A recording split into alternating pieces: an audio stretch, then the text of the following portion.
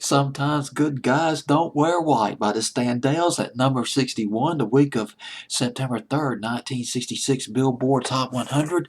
Mr. DJ putting another video for my 60s YouTube channel. I guess this will be my last video for tonight.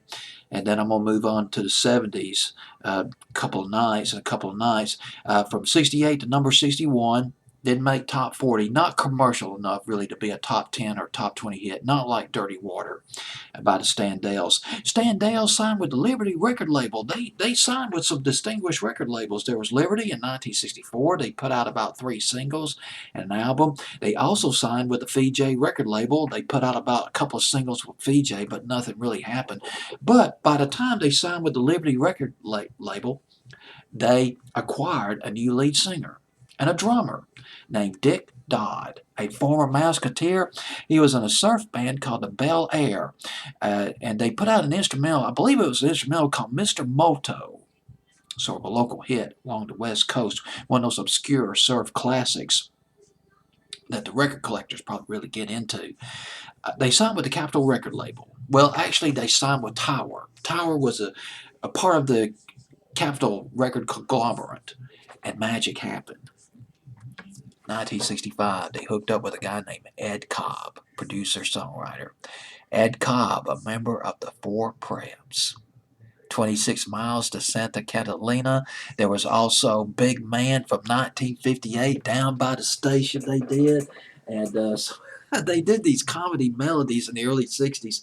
The Big Draft in 1962 and More Money for You and Me. And going to my rock. Well, it's coming apart. Rock and Roll Bible by the Four Preps. The Four Preps more or less split up around 1966, and Ed Cobb was with the band for about 10 years. As a matter of fact, he was still in the Four Preps when he started producing for the Standells. He wrote Dirty Water. Ed Cobb did. He wrote Dirty Water for the Standells. Pretty big, it was a monster hit for the Standells. One of the signature garage rock hits of the 1960s, Dirty Water, on WLS. WLS in Chicago, 89, WLS. We're playing the Standells. It's 3:23. WLS back in the day, man. Remember back in the day when the DJs talked between records? God, dog. Sometimes I kind of miss that. WLS, they were on Dirty Water for 17 weeks. One of the runner-ups to that record, Sometimes Good Guys Don't Wear White, went to number 43. That's it.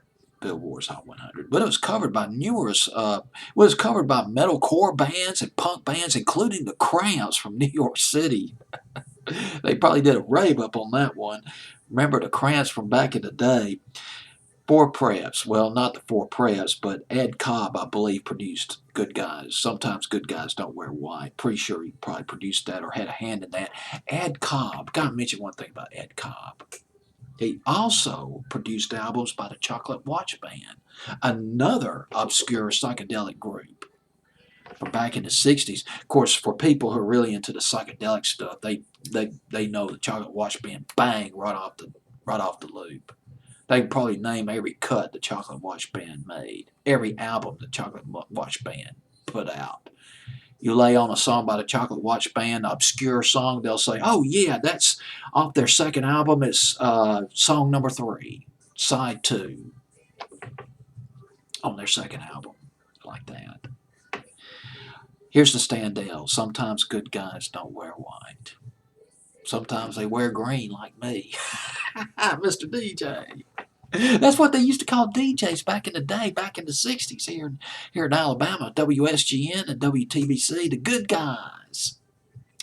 All right, September 3rd, 1966, Billboard's Hot 100, the Standells at number 61.